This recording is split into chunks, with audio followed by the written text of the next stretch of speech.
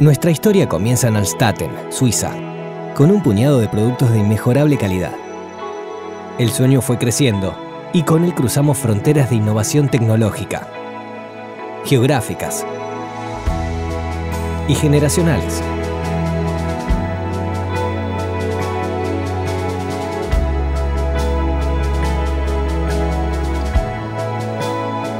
Con la vocación de servir a la comunidad odontológica con productos de calidad que contribuyan a la salud bucal de sus pacientes, alcanzamos grandes resultados y hoy estamos presentes en más de 180 países del mundo.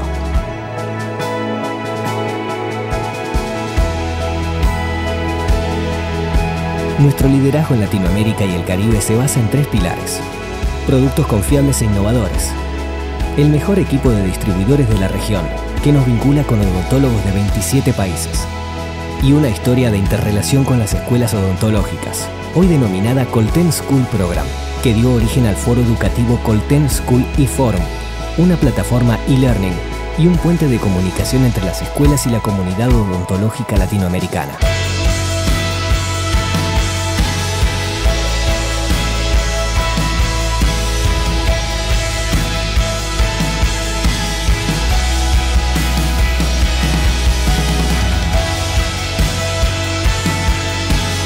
Nuestra contribución a la educación continua y evolución profesional de los odontólogos de cada rincón de la región.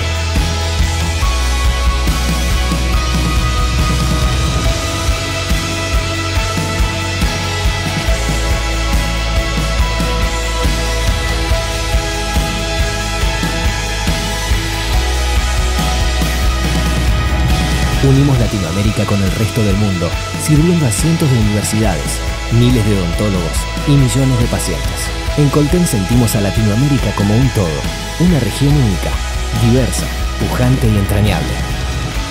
Porque en Colten somos Latinoamérica.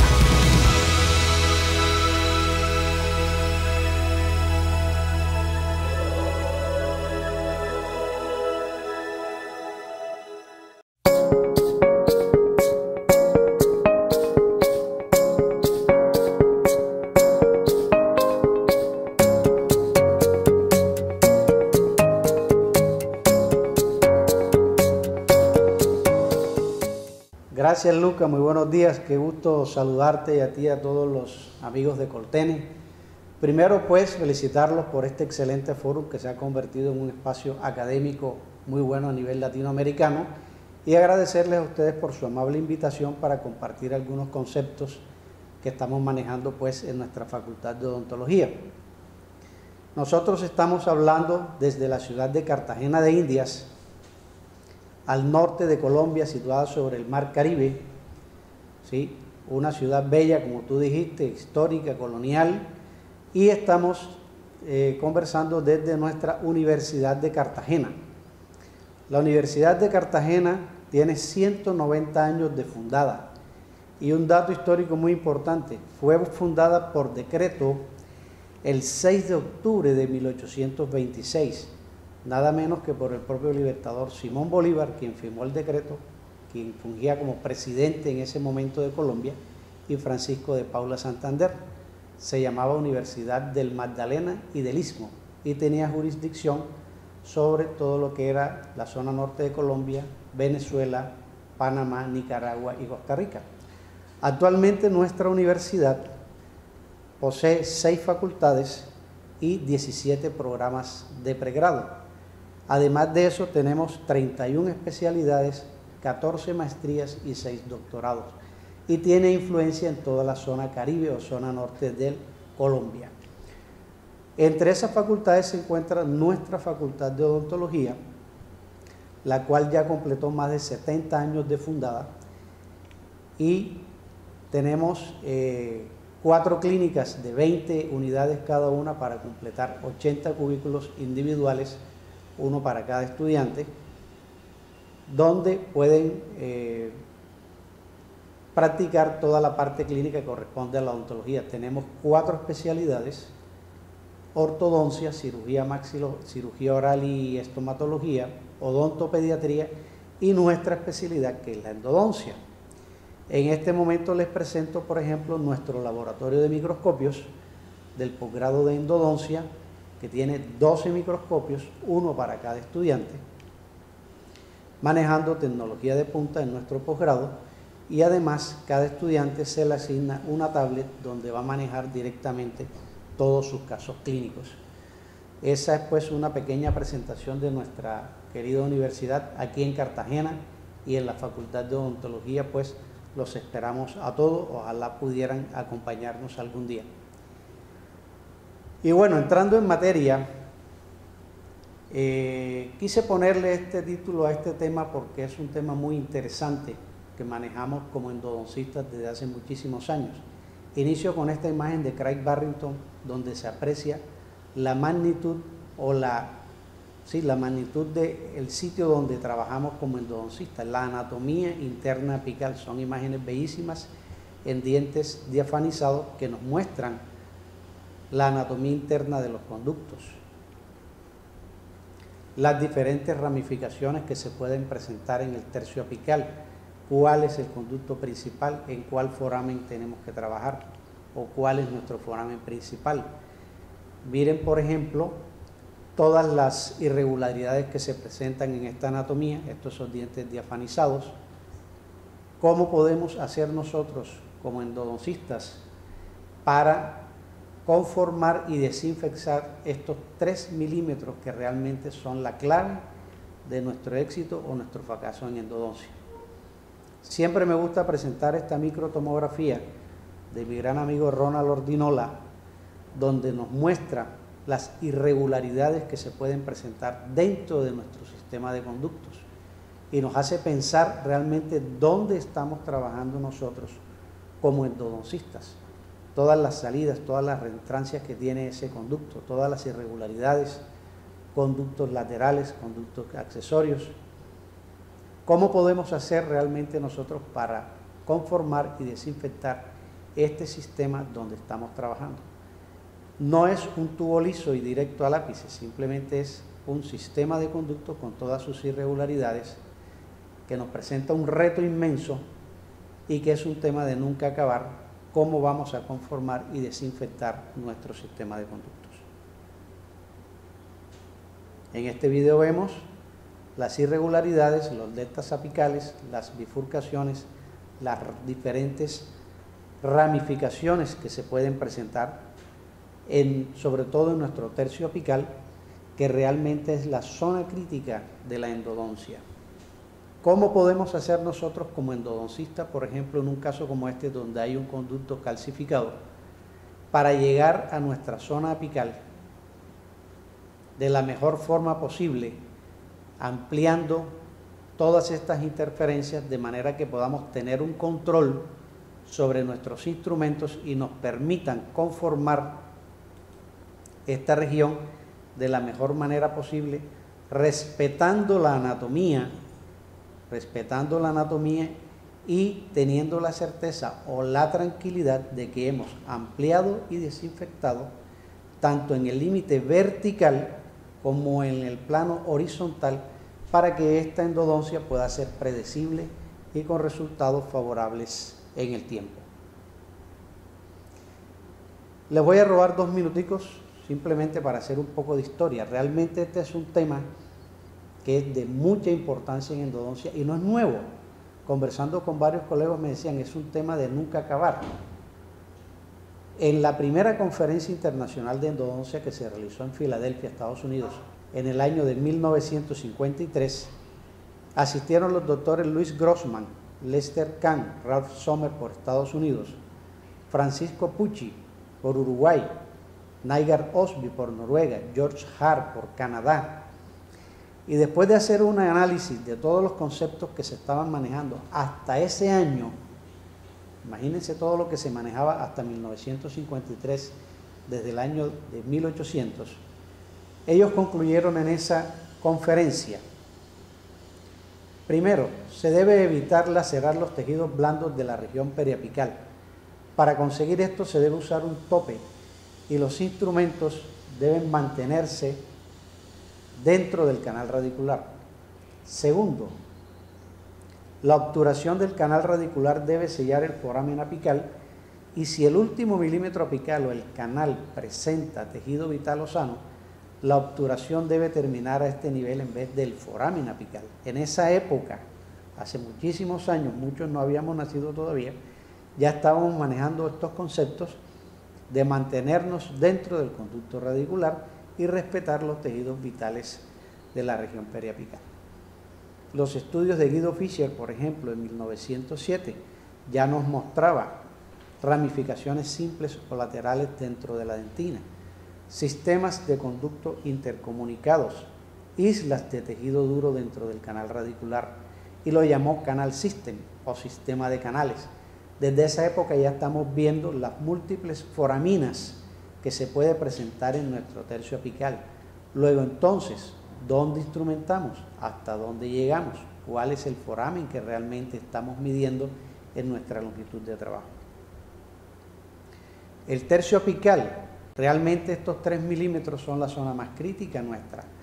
Tenemos la constricción apical, el foramen apical, la unión CDC, el cemento y dentina apicales, el vértice apical, el ligamento periodontal y la región periapical.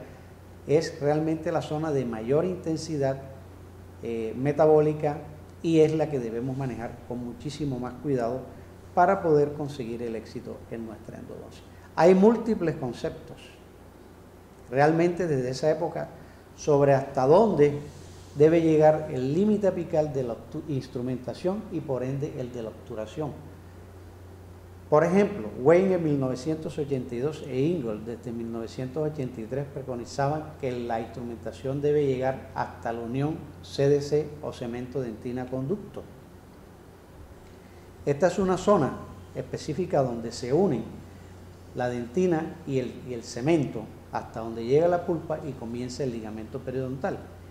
El problema es que esta zona no es exacta generalmente y puede estar a diferentes niveles en cada pared del diente.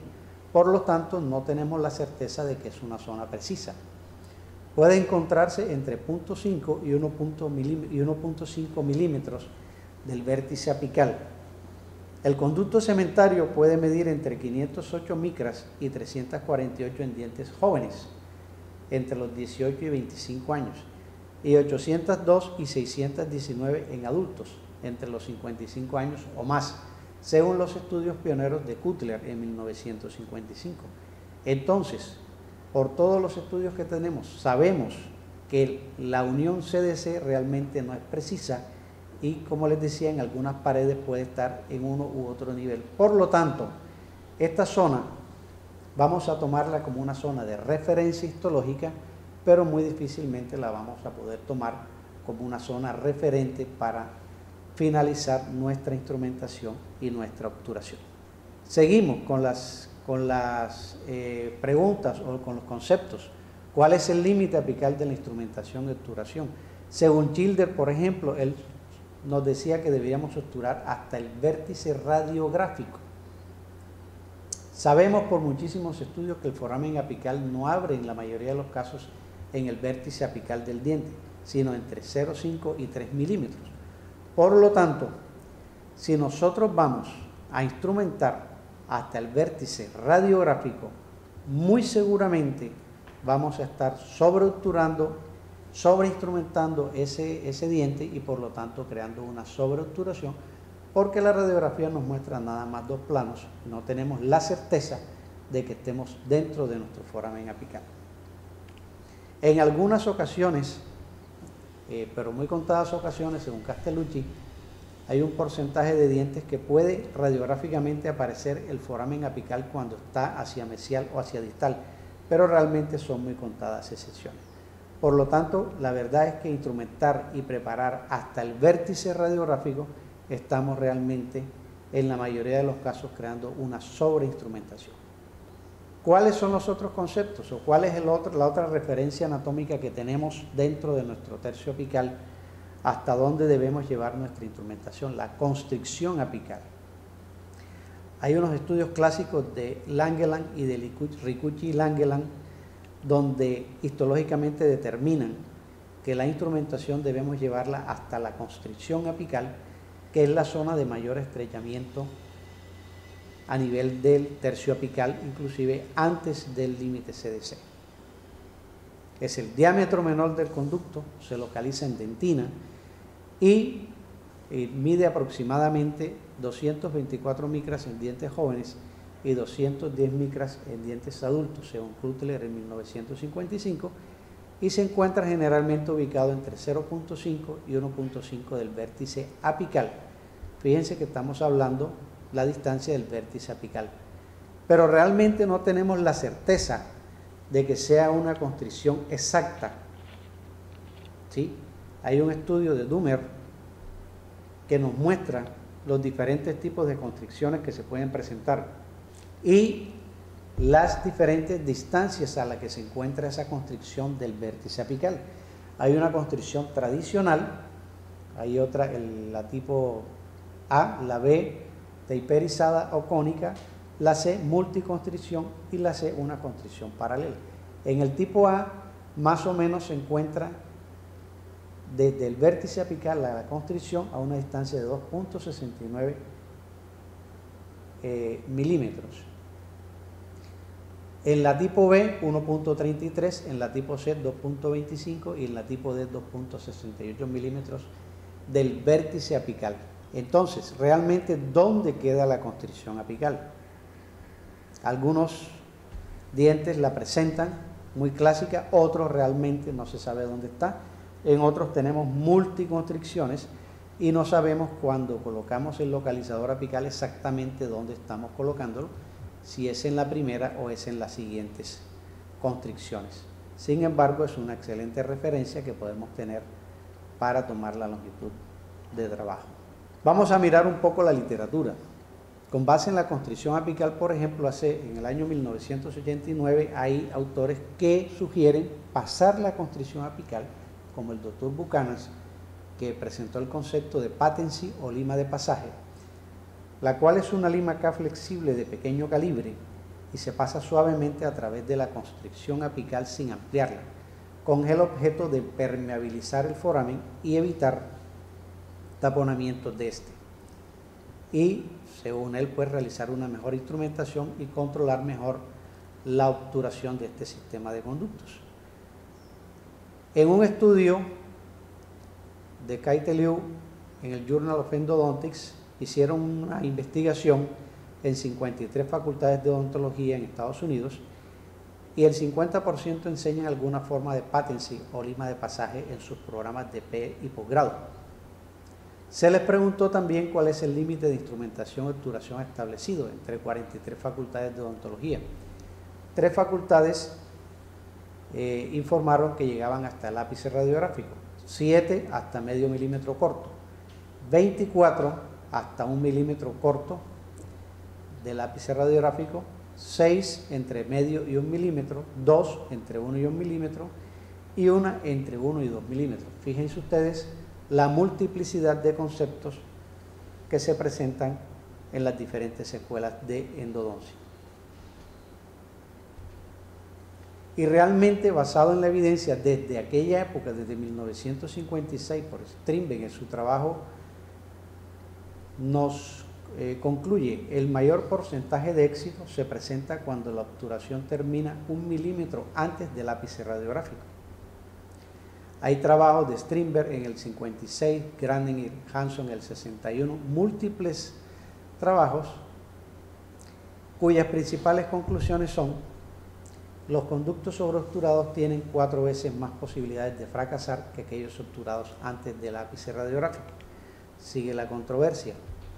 Kojima e Inamoto, evaluando el éxito endodóntico en los tratamientos con pulpa vital y no vital, en un metaanálisis concluyen que los conductos deben ser obturados dentro de los 2 milímetros antes del ápice radiográfico. Y así, Schaefer, por ejemplo, en el 2005, en un metaanálisis también, determinando el límite de obturación óptimo, el resultado de este trabajo es el mejor pronóstico de éxito se consigue cuando el conducto queda obturado antes del ápice. Y así tenemos múltiples trabajos desde hace muchísimo tiempo hasta la fecha, donde realmente hay multiplicidad de conceptos La posición de la unión cemento-dentinaria puede ser muy variable, a menudo tiene límites poco precisos y puede encontrarse a distintos niveles. Kulich, Rigucci y Langeland, por ejemplo, en 1998, la localización anatómica de la constricción apical puede ser determinada con exactitud. Se registraron casos en los que su posición se encontraba, inclusive no puede ser determinada, a más de 3.5 milímetros del ápice anatómico. Cutler en sus estudios determinó que el límite CDC estaba ubicado en relación al vértice radiográfico a un promedio de 0.52 milímetros entre los 18 y 25 años, y esta aumenta a un promedio de 0.63 milímetros a partir de los 55 años. ¿Por qué? Porque el conducto cementario va aumentando con la edad por la posición continua del cemento. En raíces con curvatura, el foramen apical no coincide con el vértice anatómico de la raíz y puede estar desplazado entre 1 a 3 milímetros con respecto a este vértice anatómico. Si la salida del conducto no se produce en el ápice anatómico, sino en una posición lateral, siempre podrá identificarse radiográficamente cuando esta salida sea hacia mesial o hacia distal, lo que ocurre en un 40% de los casos, en los estudios de Castellucci. Luego entonces, ¿dónde termina el radicular y dónde comienza el periodonto? ¿Hasta dónde debemos llegar? ¿Hasta la constricción apical, hasta el foramen o hasta el límite CDC? Fíjense que hemos analizado en las zonas anatómicas del tercio apical lo que es la constricción apical y el límite CDC, e inclusive trabajos que nos sugieren que la instrumentación debe llegar hasta el vértice radiográfico. Pero realmente tenemos una zona anatómica más estable, la cual es el foramen apical. El foramen apical, según Cutler, es una circunferencia en forma de cráter o túnel que diferencia la terminación del conducto cementario de la superficie exterior de la raíz. Esta es una imagen de Fernando Goldberg de 2002. Esta imagen, por ejemplo, de mi gran amigo Gonzalo García, de Argentina, muestra lo que decía Castellucci en su trabajo: cuando el foramen sale lateralmente podemos visibilizarlo en la radiografía, pero fíjense que está entre 1 y 4 milímetros del vértice apical. Entonces, ¿dónde está ubicado este foramen? El conducto cementario se desvía en diferentes ángulos, lo que ocurre como resultado de la adaptación del diente a algunas influencias funcionales. Y muchísimas veces el foramen no coincide con el extremo anatómico de la raíz y puede encontrarse desplazado hasta 3 milímetros con respecto a este vértice apical.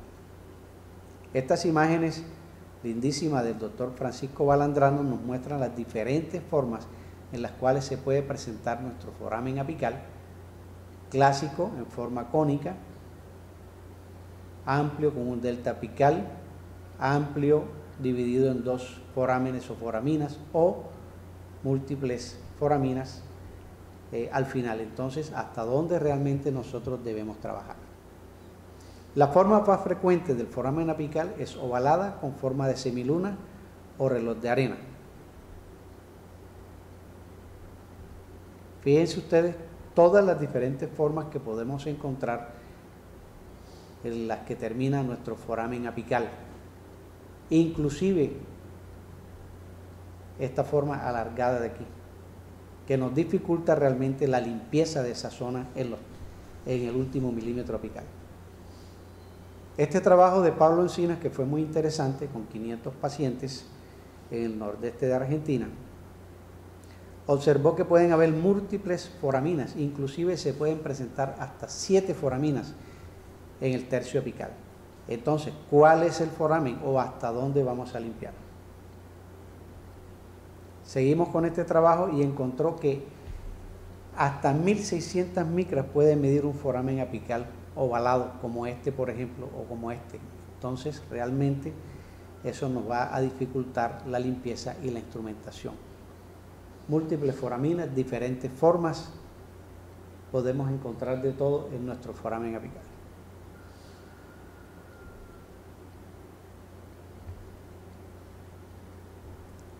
¿Cuál es el diámetro de ese foramen?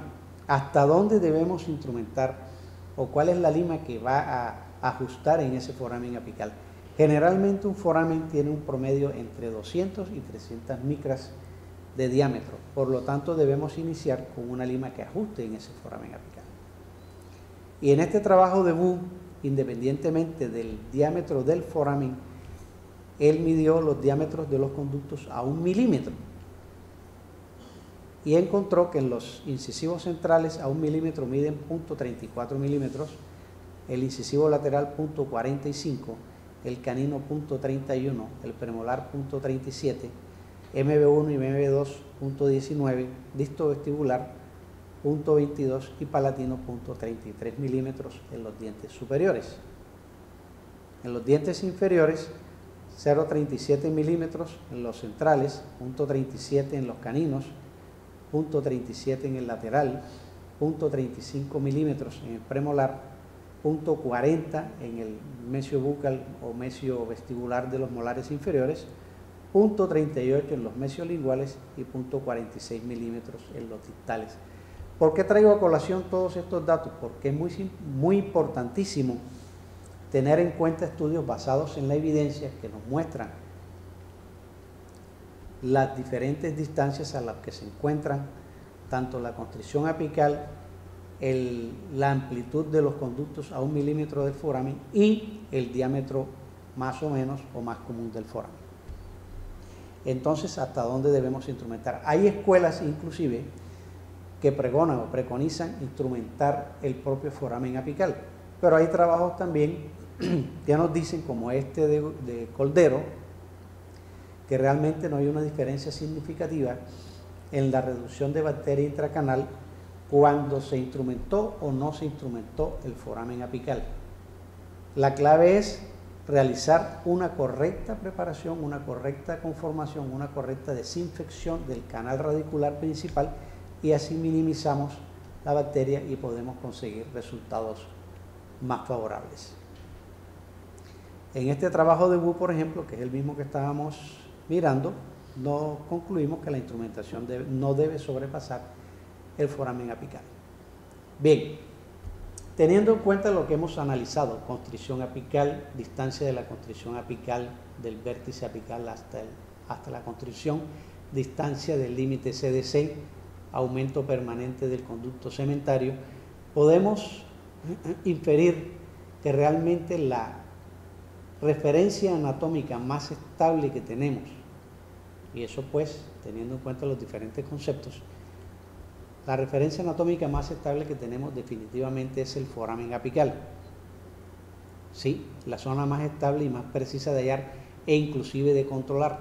Si utilizamos un muy buen localizador foraminal y lo sabemos manejar bien y conocemos muy bien la anatomía interna dental, podemos tener la tranquilidad o tener la referencia cuando nuestro localizador llegue a foramen 0.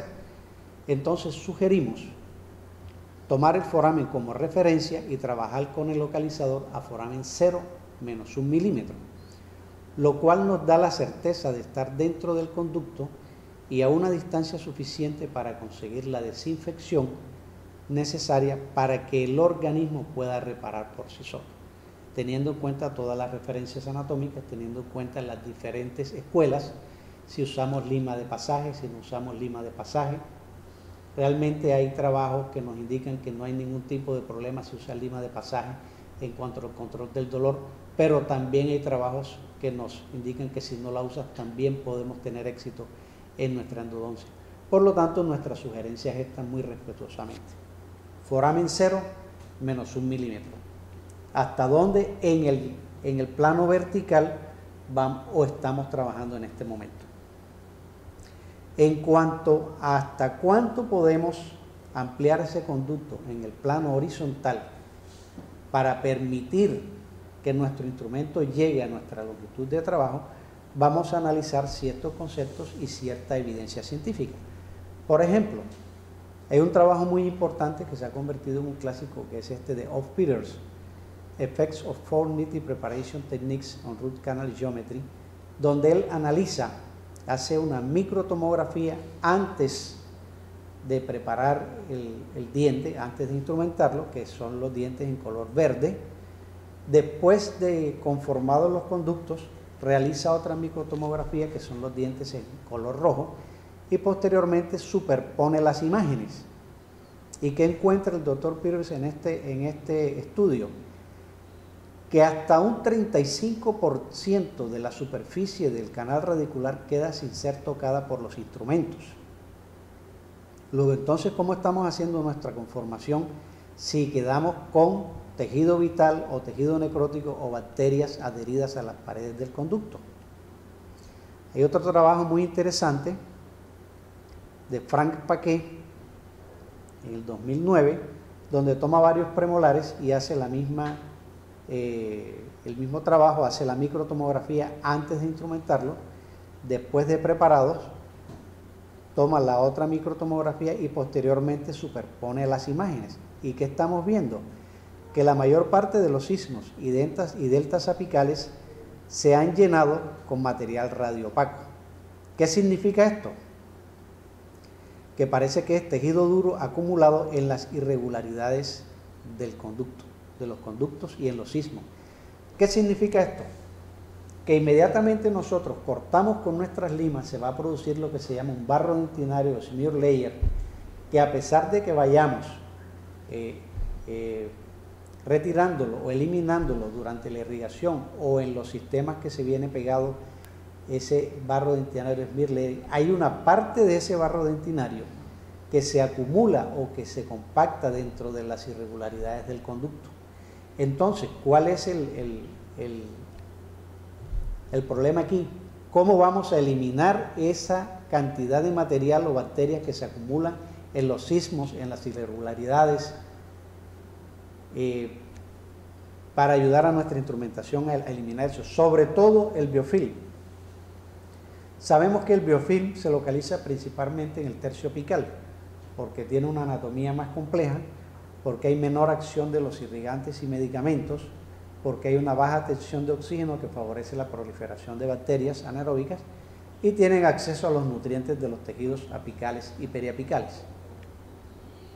En este estudio de Ricucci, por ejemplo, en este molar, que lo tuvieron que extraer ya porque definitivamente estaba perforado, él evaluó la raíz mesial de estos molares. Aquí vemos el corte transversal y vemos el conducto radicular y el istmo.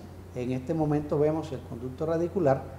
Todo esto que está aquí es biofilm adherido a las paredes de ese conducto. Es muy posible con nuestra instrumentación que ese biofilm que está adherido a las paredes del conducto lo podamos retirar en su mayor parte. Pero esta zona que está aquí, ¿qué instrumento va a llegar a esta zona? No hay un solo instrumento que llegue a esta zona. Luego entonces debemos activar nuestra solución irrigante de manera que ella, mediante la activación, pueda penetrar en esta zona y nos permita remover la mayor parte de esa bacteria que se encuentra en ese istmo. ¿Sí? Hay múltiples estudios, sobre todo este del doctor Botschukus y Van der Luis, donde analizan mediante un modelo computarizado de fluidos el reflujo o el flujo del irrigante dentro de este sistema de conducto utilizando diferentes tapers o diferentes conicidades. Realmente en este momento la clave es la activación de la irrigación. La función de nuestra instrumentación es conformar el conducto de tal manera que permita a la aguja llegar lo más profundamente posible y permita que esa solución irrigante llegue hasta la longitud de trabajo. En este estudio, por ejemplo, ellos utilizaron diferentes tapers, 2506, 3506, 4506, 5506, con diferentes tipos de aguja. En este caso estamos utilizando una aguja con ventana lateral. ¿Y qué podemos concluir en este estudio? Cuando irrigamos con una aguja con ventana lateral, con salida lateral, la solución irrigante, dependiendo del taper que utilicemos o de la conicidad, se despacha, si ustedes miran aquí bien, hasta 1 milímetro más allá de la punta de la aguja. Quiere decir que esta aguja en un taper 5506 la podemos llevar un poco más profundamente. ¿Por qué? Porque sabemos y tenemos la tranquilidad de que la solución irrigante solamente se va a desplazar hasta 1 milímetro más allá de la punta de la aguja. Cuando hacen el estudio con agujas con punta abierta, son calibre 27, con punta abierta, en las preparaciones con mayor taper, vemos que la solución irrigante viaja o se despacha hasta 2 y 3 milímetros más allá de la punta de la aguja. ¿Qué quiere decir esto? Que cuando vamos a trabajar con este taper, ¿sí?, debemos tener en cuenta que ella viaja hasta 3 milímetros más allá de la punta de la aguja. Por lo tanto, debemos colocar nuestra punta de la aguja entre 4 y 5 milímetros con mucho cuidado para poder servir la solución irrigante. Es importantísimo, cuando hacemos la conformación, crear una conicidad tal de manera que nuestra aguja quede floja dentro del conducto, que entre suavemente y salga, nunca que se trabe, porque si se traba y servimos la solución, podemos mandar líquido o solución irrigante a través del foramen. La aguja debe entrar holgada de manera que haya un reflujo permanente de solución irrigante y se pueda producir lo que llamamos el shear stress o estrés de corte, que es la presión que ejerce el líquido sobre las paredes del conducto para remover los detritus o bacterias que se encuentran adheridas a esas paredes.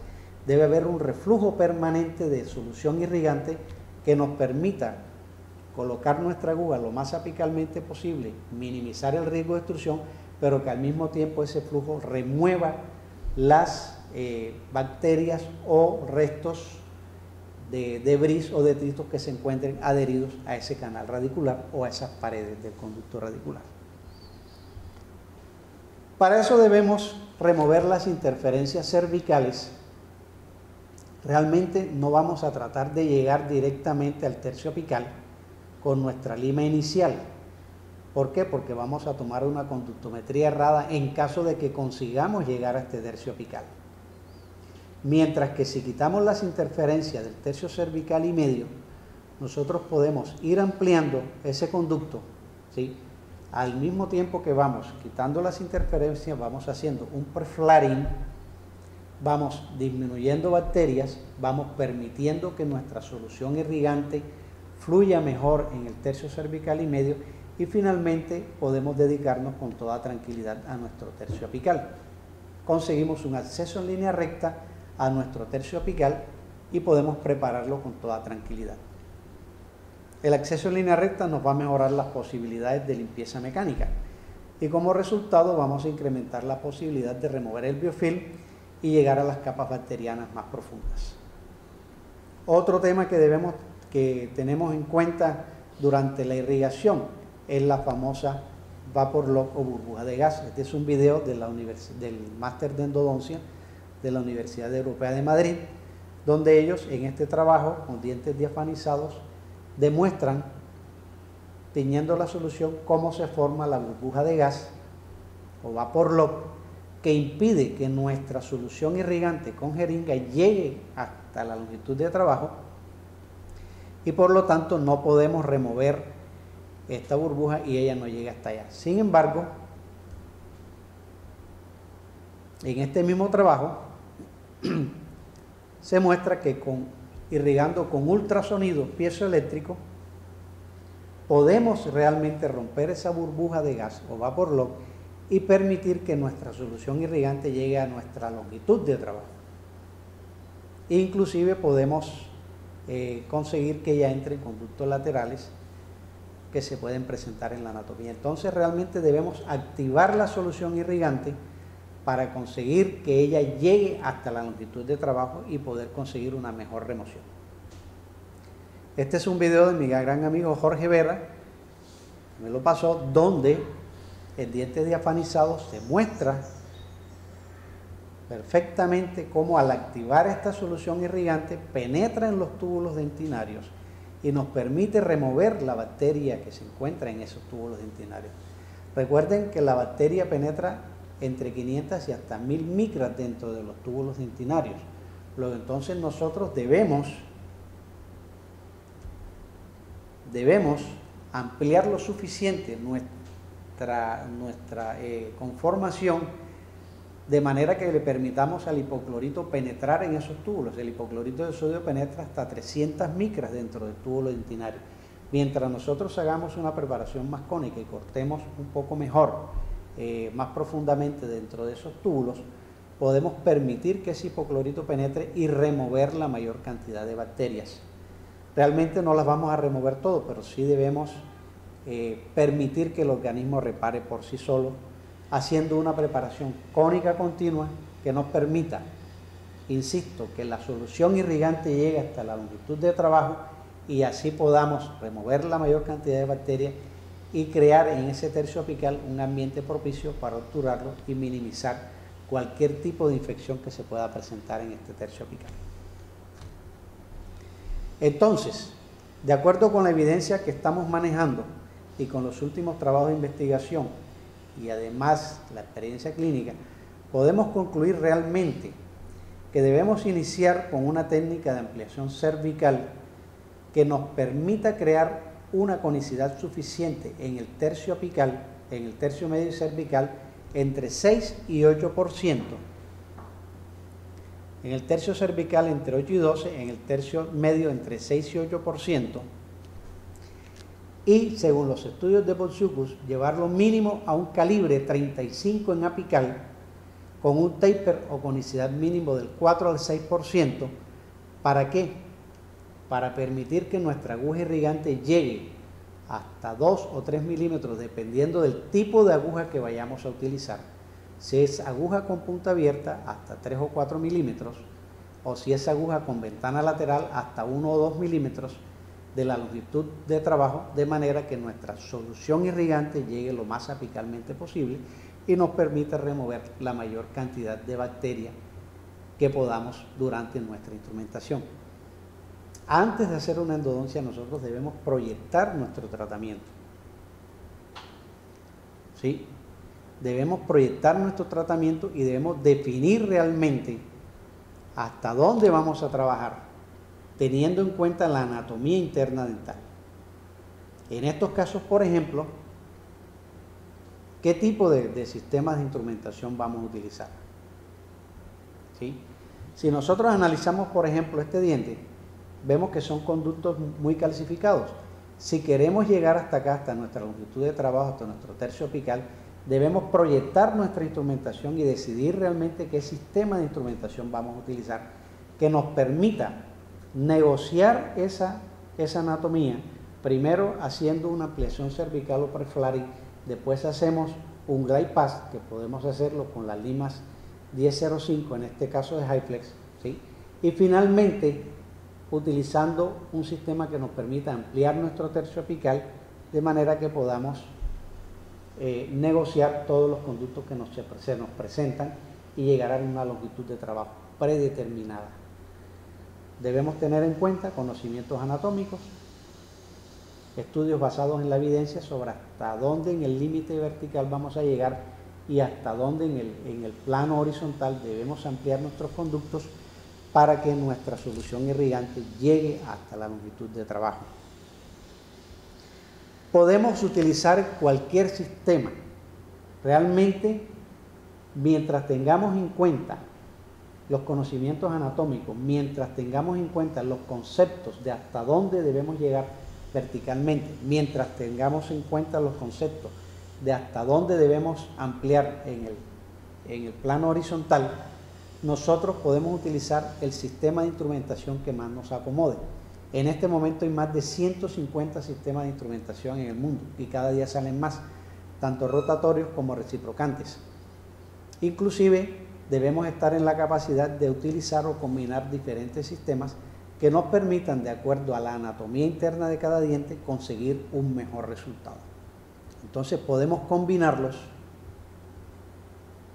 y podemos realmente obtener los resultados que queremos dependiendo del tipo de sistema. Por supuesto, hay que tener muy en cuenta la casa o la empresa que fabrica estos sistemas que estamos utilizando, que sean sistemas de calidad, de excelente confiabilidad y nos permitan obtener resultados predecibles en el tiempo. Realmente, pues, esos eran los conceptos que quería compartir con ustedes. Espero pues que haya sido de su agrado esta pequeña conferencia o digamos este pequeño compartir de conceptos. Y bueno, muchísimas gracias por acompañarnos. Estamos en la ciudad de Cartagena de Indias, nuestra Universidad de Cartagena. Y este es mi correo. Aquí estoy a sus órdenes para cualquier cosa que necesiten. Muchísimas gracias.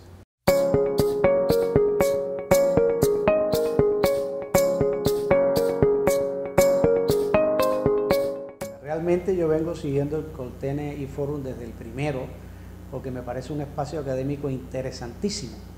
Sobre todo permitirle o darle la oportunidad a docentes de cada universidad, de cada país, para que se presenten y presenten sus universidades y las diferentes opciones académicas que hay en cada país.